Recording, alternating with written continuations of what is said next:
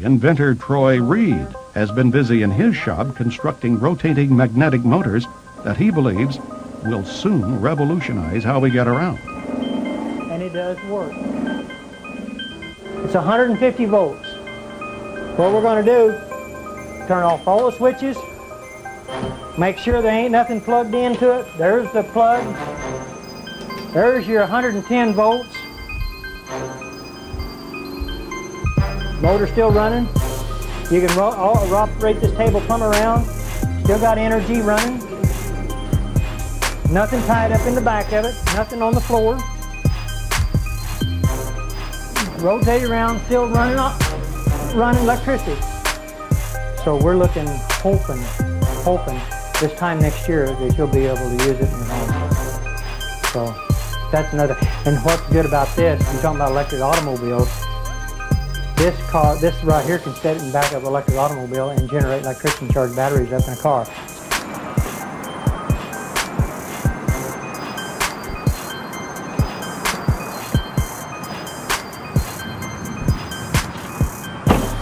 Beautiful automobile. You can drive it anywhere you want to. You don't pollute the air. All the other electric automobiles that I've actually seen has been nothing but this standard transmission. This is an automatic transmission car. There's not a whole lot of what's called junk, I would call, under cars. I've seen a lot of electric cars that had a lot of stuff in it. The only thing that this has the battery to run the radio, the blower. We've got two safety switches over here that can be mounted into an enclosed system, but we did this where you could see, where people can see this car with the technology. It's a safety switch system. This is a controller box, a Curtis control box.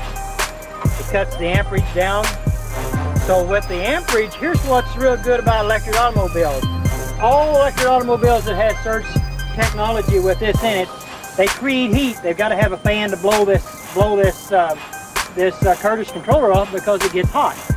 We don't want that to get hot. We want to stay that cold, because once it stays cold, you save on all the computer chips that's in this controller. So that means you can go farther, longer, and you don't have no problems. Turn the machine on. Denny Klein fires up his hot new invention. His machine emits a flame that feels only slightly warm to the touch.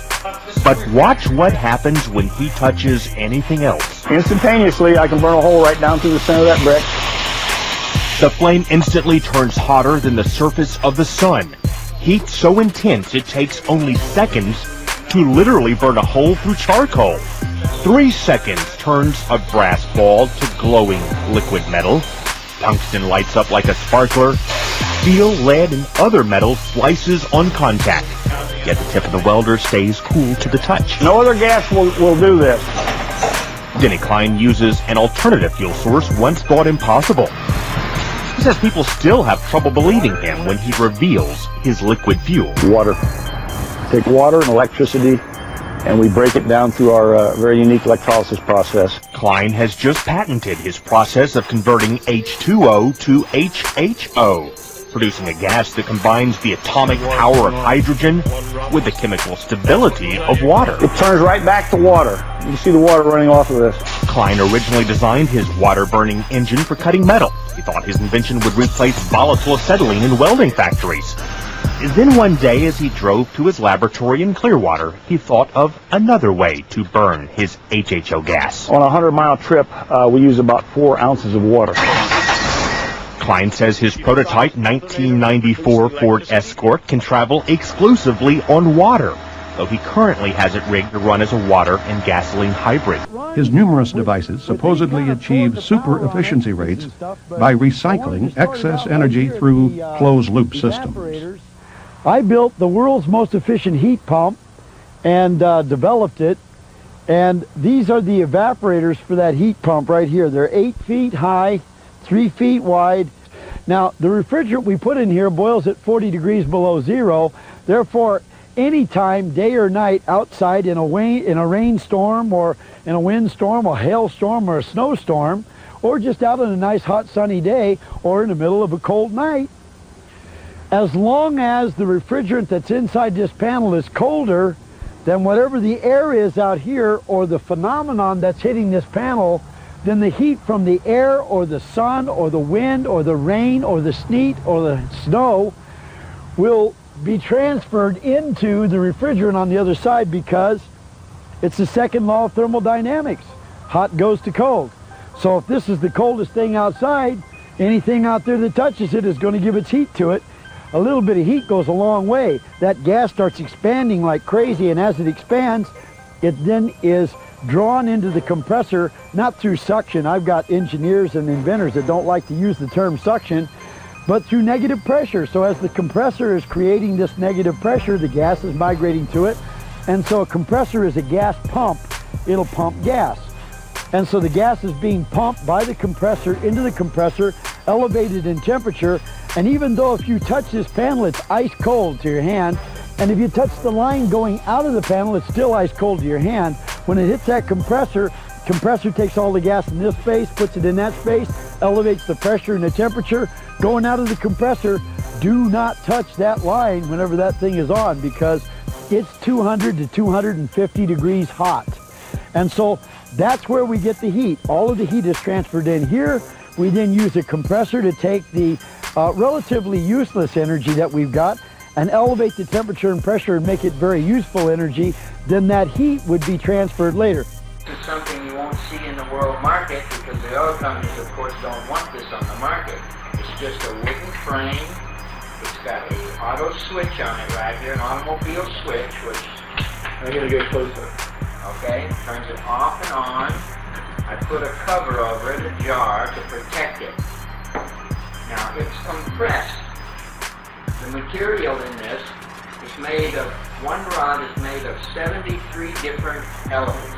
The other side is made of 74 elements. There's one additional element, and that's why one is negative and one is positive. The one builds up electrons.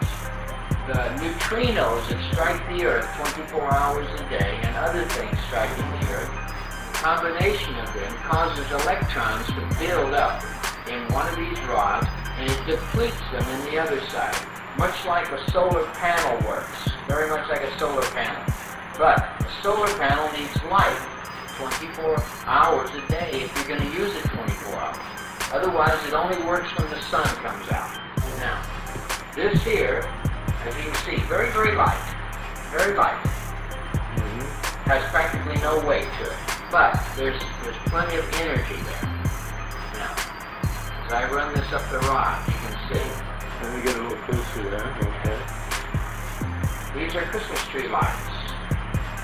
110 volts. So this is a 25 watt bulb. 110 and 25 watts. Now, let's see what happens when we put that on. Now, of course, it won't be as bright, because this takes a lot of amperage, and the wattage. This here, the watts on this thing here is only about, right now, about 18 watts only, and this is 25 watts. Now, does the rods get hot? No, the rods don't get hot. The light bulb is hot. Yeah, because it's... It gets hot.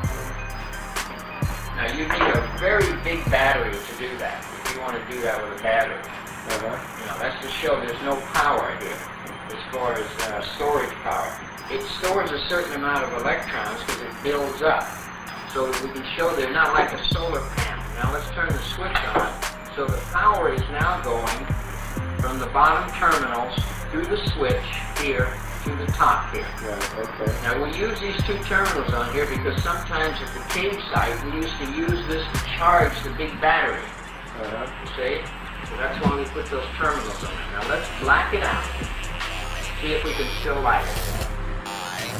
See what I mean? Mate.